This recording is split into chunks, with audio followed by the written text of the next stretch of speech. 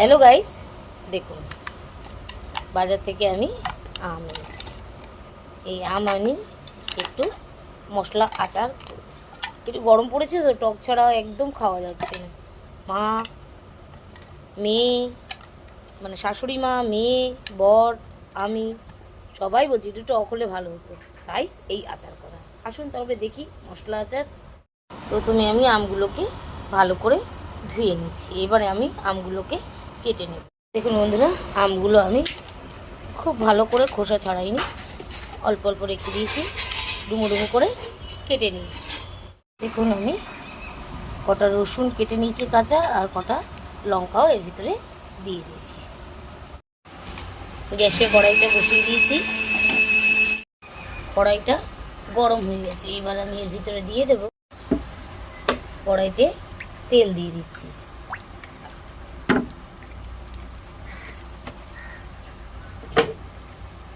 তেলটা গরম হলে, দেখুন তেলটা গরম হয়ে গেছে, আমি শুকনো লঙ্কা ফোড়নে দিয়ে দিলাম, আর দিয়ে দিলাম 5 ফোড়ন।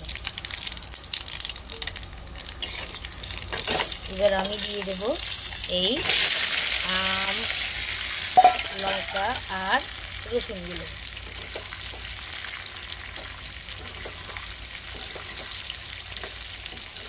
ভালো করে আমি এগুলো ভেজে নেব।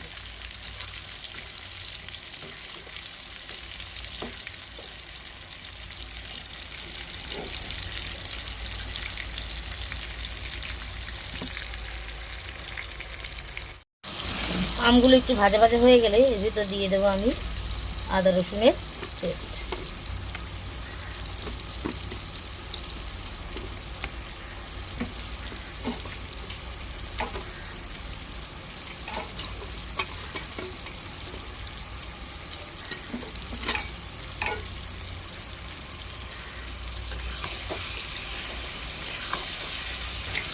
ভালো করে আমি মশলাটাকে আমের সঙ্গে কষিয়ে নেব।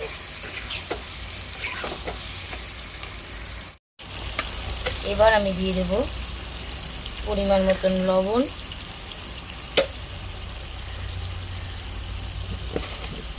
আর পরিমাণ মতন হলুদ।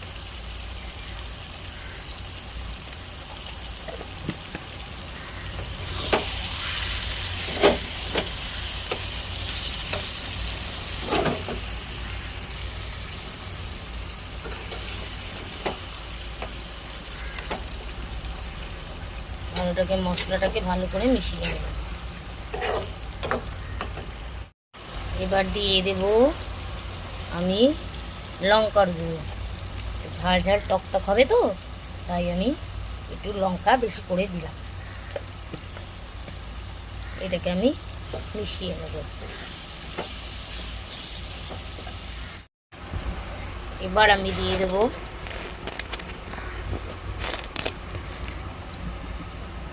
সামান্য পরিমাণের ভিনিগার,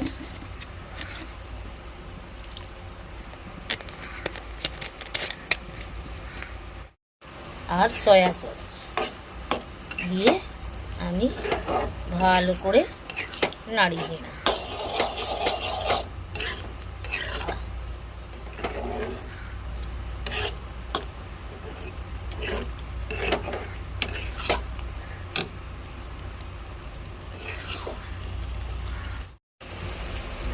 এবার আমি পরিমাণ মতন একটু চিনি দিয়ে নেব।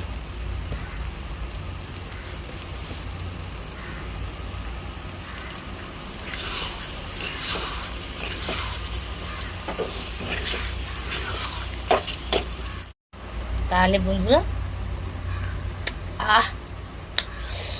হেব্বি হয়েছে। আপনারা একটু যদি চেখে দেখতে চান, অবশ্যই এই মশলা আচারটা করে গরমকালে খেয়ে দেখবেন, ভাতের সঙ্গে, রুটির সঙ্গে, পরোটার সঙ্গে খুব ভালো লাগবে। এমনি গরম পড়লে মানুষের খেতে ইচ্ছা করে না, একটু টক বা একটু মিষ্টি বা একটু তেতো হলে মানুষ শান্তিতে খেতে পারে। সেই জন্যই এই আচারটা করা। এই আচারের রেসিপি যদি আপনাদের ভালো লেগে থাকে, অবশ্যই অবশ্যই লাইক, কমেন্ট করে জানাবেন, ভালো না লাগলেও জানাবেন। আর নতুন নতুন রেসিপি দেখার জন্য অবশ্যই চ্যানেলটাকে সাবস্ক্রাইব করবেন। আজকের মতন টাটা, সায়োনারা।